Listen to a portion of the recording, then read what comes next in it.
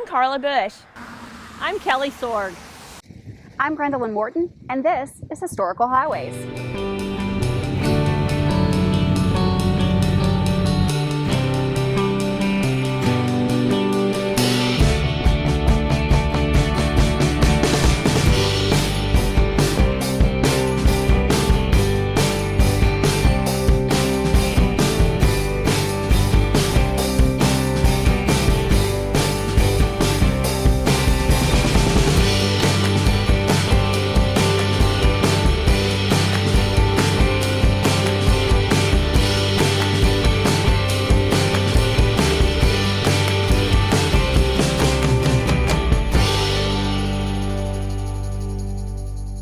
For our first marker, we are in Maysville, Kentucky, in Mason County, just off the banks of the mighty Ohio River. The marker we have here depicts the life of Kentucky's very own Rosemary Clooney. Rosemary, there was something about the Ohio River that she really loved. She was my second phone call I received after winning Miss America.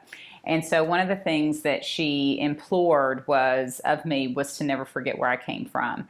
And so when we had the chance to reinvest in Augusta, and a little bit in Maysville as well, we chose to do so because that's what Rosemary did. She was never shy about saying where she was from. She never really said, oh, just near Cincinnati, which I love Cincinnati too, but she was always adamant to talk about Augusta and Maysville. Rosemary is the daughter of Marie Frances and Andrew Clooney Jr. She's also the sister to well-known politician Mick Clooney and the aunt to George Clooney. Rosemary's pretty funny. She had a very dry sense of humor, and I feel like having the museum in her honor, she would, one, think I was crazy. She would probably look at me and say, what are you doing? You know, she really liked to be a little reserved in her private life, certainly, and I'm sure, you know, as I now know, of course, as well, people can be very invasive, so you really cherish a little bit of that more behind the scenes downtime. Rosemary was well known for her singing prowess, and in 1951 she hit the big time with her hit song, Come On to My House. Other hits followed, including This Old House, Hey There, and Mambo Italiano. Rosemary went on to star in many films, the first of which are The Stars Are Singing. It premiered here in 1953 at the Russell Theater. The next year, she filmed White Christmas with Bing Crosby. White Christmas is arguably the most popular Christmas movie of all time. I know there are others out there, but as a veterans and military advocate, it's really the only military Christmas movie out there. You know, it starts during World War II. It ends with, you know, paying homage to General Waverly. And to me, it is the quintessential meaning of patriotism. And it was in that golden era of Hollywood. And Rosemary, with a lot of people that come to the museum, that's what they know Rosemary from, is White Christmas. And while she did other films, White Christmas is sort of the mecca of her movie career. And what's interesting, you know, Vera Ellen, her co-star, from Norwood, Ohio. George Chakiris, who became famous from this movie, did West Side Story, got an Academy Award, was in Norwood, Ohio. Rosemary spent time in Western Hills in Cincinnati, got her career start really in Cincinnati. So this whole area is pretty interesting when it comes to the stars of White Christmas. 2005 saw the creation of the Rosemary Clooney Museum here in Augusta, Kentucky. We started the process of renovation in 2004. It took us about 6 months to get the downstairs open, and then another probably 6 months to a year to get the upstairs open as well. But yeah, it's been running for a good 14 years as a professional museum. So as a museum, how many visitors do you get to see or come through? Wow. Well, I know collectively we have seen over 100,000 visitors in our time. And for a town like Augusta, you know, 1,400 folks who live here in town, you know, 100,000 visitors, that's a lot. And what's great about the museum is it's added to the economic impact into the community. And Steve and I actually own several other buildings here as well that have other shops in them. And one of the things I love about a town this small is that you can make an immediate impact with even just opening one entity, certainly. So we get bus tours, boat tours, you know, now that it's tourism season and we have festivals, we get lots of boats that come and dock right on the river and they come to the museum. A lot of senior tours, church tours kind of come this way as well. We do suffer a flood once every 20 or so years and the threat of, but you know, the river life, it's what Rosemary loved about Augusta and Maysville. So we had actually, when we purchased the house, had reached out to Paramount, let them know, we had some contacts there previously, to let them know we purchased the home and that it would be nice if they had anything that we could purchase or be on loan from them, just to have in the house in case we had a party, conversation piece. This was Rosemary's living room, and she did entertain here, certainly. We got a call back saying that they had found what they thought was the blue fan from the Sisters number, which is arguably the most famous scene from that movie, because women come in here and start singing Sisters all the time when they see the dresses. But we worked with Paramount to authenticate those fans. One was in disarray, the other one was in good condition, and that became our very first piece here. And then Paramount slowly found other additional pieces as well, and we certainly were very grateful for that. But really now the collection, we actually personally own most of the collection within the museum. So we have the only known and largest White Christmas collection in the world.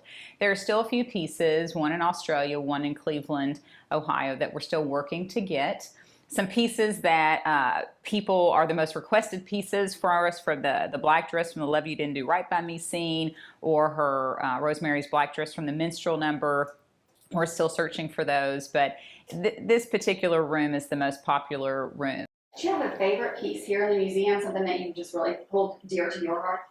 Well, there are lots of wonderful pieces here in the museum, but one of my favorite pieces is actually a pair. It's the rhinestone gloves that she wears in the Love You Didn't Do Right by Me scene. And what's so funny is George Chakiris came here a few years ago during his 50th anniversary of West Side Story, and he helped us sort of do a showcase of the museum. And he was talking about being on set, filming that scene with Rosemary in those gloves. You'll never watch the movie the same again, because her hands are really stiff in that scene, was because he said she hated those gloves because they are pave rhinestone, which means they have metal backings coming through the material, and they just kept catching on everything. She'd lay her hands on his shoulders and it would catch, and her fingers, they would kind of catch together. But they're beautiful. A little bit of glitter goes a long way. So those are probably my favorite items within this collection. And then we have some original illustrations from Bob Mackie of some costumes he did later on in her life. Although Rosemary traveled quite a bit, her heart always stayed true to Maysville, Kentucky. And in 1999, she launched the Rosemary Clooney Music Festival here in Maysville in hopes of restoring the Russell Theater. And I'll never forget, we were on the Rockefeller tree lighting ceremony during my Miss America year together. And I was up at sort of the grandstand and with the co-host, and she was about ready to perform. And she literally said, "Heather, tell the folks back home, Maysville and Augusta, that we said hello." And I love that she never forgot that. So I've tried to carry a piece of that with me. And she would always dedicate Sweet Kentucky Ham to me when I would be at one of her concerts in New York. And that song is very interesting because it's only on one of her albums, and it talks about being on the road and how lonely it can be. And so it was really cool that she knew exactly what I was going through, because she herself had been there before. Rosemary died June 29, 2002, in Beverly Hills, California. She's buried here at St. Patrick's Cemetery, close to her mother and grandmother. We'll be back after this break to take a look at a prominent house in Lexington, Kentucky.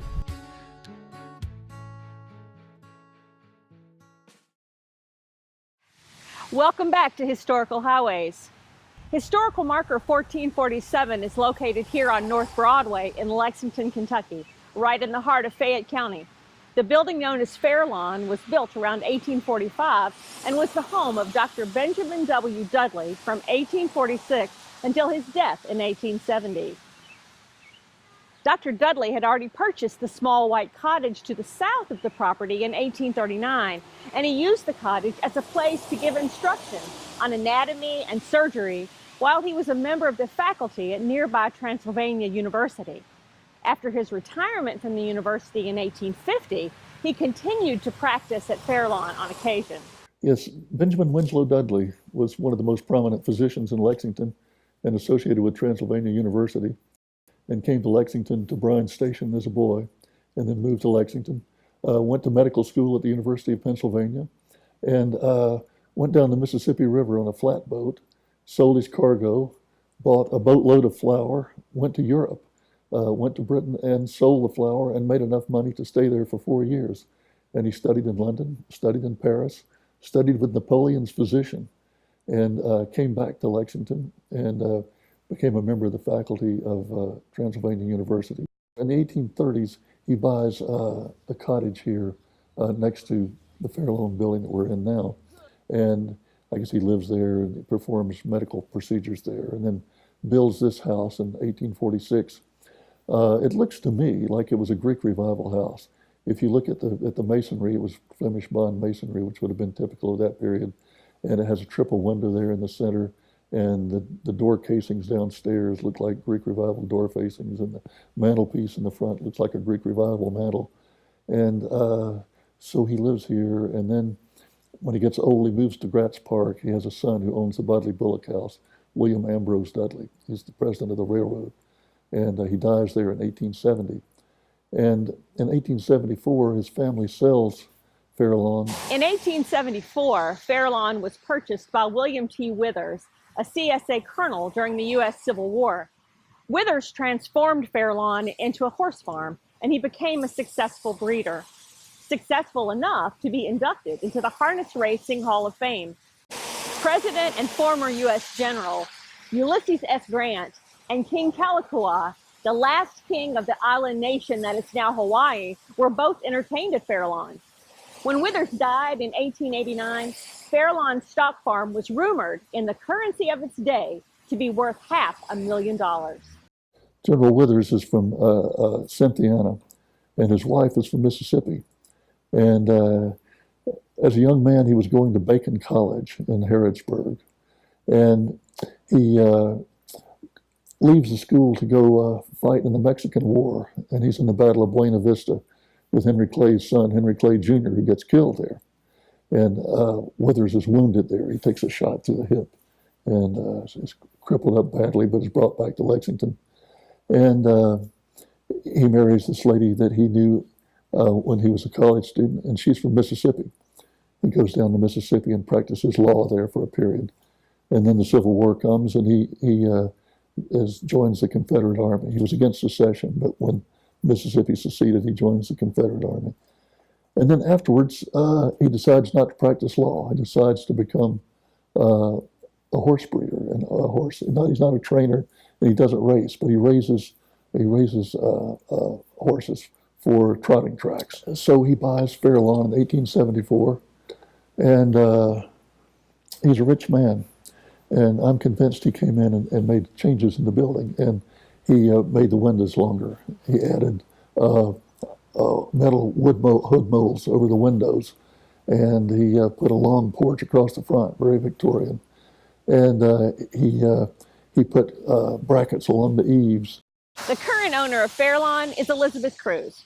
Elizabeth continues the transformation of Fairlawn because today she owns and runs the prom and pageant boutique, Miss Pris. When we bought it, there had been a fire in here, so the whole building had to be gutted and started over. So we tried to keep all the historical things that we could, but a lot of stuff was damaged from the fire. The front 4 rooms are pretty much intact, and that was kind of the old part of the house. So the fireplaces, the wood frames, the staircase is all original. Of course, the hardwood floors are not. They were in such bad condition we couldn't save them. There is one section of hardwood floor that we have saved from the original building, but that was all that we could save. The windows also are original, and some of them have like a blue tint to them from the outside that you can see. When we originally bought the house, I was very into what happened here and the history behind it. And I tried to collect everything, which I couldn't find a lot, but there were letters written from this house to the King of Hawaii. Were very interesting to read, and I actually have a couple of those. This is one of the letters that was written from Fairlawn to Hawaii when the King of Hawaii was there. General sent his son there to take care of the horses that they had sold, and so his son was very homesick, so we'd write back and forth, and this is one of the letters that was sent. We were excited to get to take over this building and be the caretakers of such a wonderful piece of history. It would have probably been cheaper for us to tear it down and to start building over because there were a lot of codes and different things we had to keep when we started renovating. With any old house, there's things, the walls start to crumble every year, so we have someone in here every year doing a little bit of renovation to it. All the plumbing, all the electric, everything was new since there was a fire, so we haven't had a lot of upkeep with that since it was new after we bought the building. We looked at the house, it was just a house. And then when I started getting involved in remodeling it, you started learning more about the history of it. And it is nice that we were able to renovate this house and someone didn't come by and tear it down, because there's such history with this house. And we like to say there's, the King of Hawaii was here, and now we dress queens all over the country. We have Miss America, Miss USA. So the royalty kind of still stays in this house. And we've kept it glamorous after all these years, because I know back in 1850, this would have been a huge house with lots of rich people. They probably had lots of parties here. And now everybody comes here to get dressed for their big parties and their big events. Dr. Dudley was born in Spotsylvania County, Virginia on April 12, 1785, and he died here in Lexington on January 20th, 1870, and he's buried in Lexington Cemetery.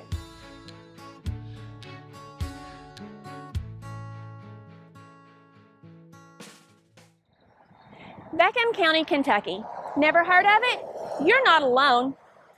It was almost Kentucky's 121st county. We're in Carter County, Kentucky at historical marker number 1177, which depicts the short-lived tale of Beckham County. Beckham County was a region that was hoping to be a county because the people of Olive Hill felt like that they really deserved to be the county seat of Carter County, but they decided the best way to make that happen would be to create their own county. So Beckham County was formed, and they were petitioned to the state to be a county. And that was around 1904. Beckham County, Kentucky was officially formed on February 9, 1904, though it was soon dissolved by the Court of Appeals. We'll talk more about the dissolution in just a bit. What was going on is similar to what's going on today in our society. We had two factions of people. We had what you could call a progressive group, and the progressive group was located in Olive Hill. And Olive Hill at that time had the doctors, they had lawyers, we had the businessmen who ran the community, we had two fully functional brickyards at the time, we had 11 different mining operations that were going on in the area.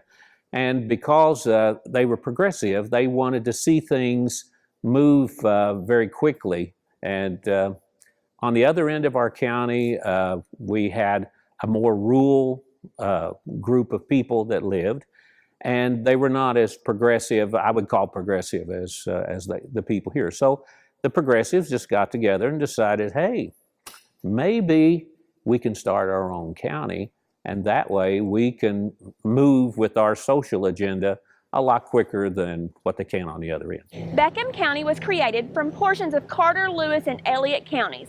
This was partially due to the distance residents were having to travel to get to their respective county seats. Citizens were also concerned with the rapid pace in which the population in their communities was growing. We had a community leader who had came to Olive Hill to build a railroad through the town. His name was C.C. Brooks. And this particular individual, he was a little more progressive than even some people. He started our local shrine club. He started our local, like a business association within the community. And he was the one that was the spearhead to get the new county built. Beckham County was named after then-Governor John C.W. Beckham, though Hardscrabble and Goble were also tossed around as potential names for the newly formed county. It wasn't right away chosen as Beckham. There were so many senators and legislators at the time, to name it after someone was going to be hard to choose. And so even comically Hardscrabble came up, and then also the word olive came up, because that's part of the history of Olive Hill, was that it was named from a man named Olive or Oliver. But the decision finally came to the forefront to name it after the governor who came in after Goble, Governor Beckham, and they probably thought that would be a good political move to get some support from the governor. Beckham County, Kentucky fell to its demise over a $75 tax bill. On March 4th, 1904, C.V. Zimmerman filed suit against Beckham County and County Judge C.C. Brooks, stating the county was created unlawfully due to not fully meeting the standards set out by the Kentucky Constitution. Mr. Zimmerman, he didn't like the idea of paying a $75 tax bill. That's what the tax bill was that they sent him. So he brought a lawsuit, and he claimed that Beckham County could not send him a tax bill because it was an illegal county. And he was shortly joined by Carter County in the lawsuit, because Carter County also said you can't start another county because we're already a county. So all of this together, a lot of confusion from it, but finally it was ruled after 80 days that the county could no longer be in existence. The Court of Appeals agreed with Mr. Zimmerman's claims, and Beckham County was officially dissolved on April 29, 1904, only 80 short days after its formation. It's the only county that has ever been formed in the state that's been revoked. There's no other one that's had that happen. There has always been within Carter County a divide. To be honest with you, people from one end of our county, when they go to the other end of our county, sometimes they'll say something like, "Are those people, are they from Carter County too?" You know, there is a divide between the two. Thank you for riding along with us on Kentucky's historical highways. Be sure to join us next time as we bring you more of Kentucky's vast array of history when we visit 3 more historical markers.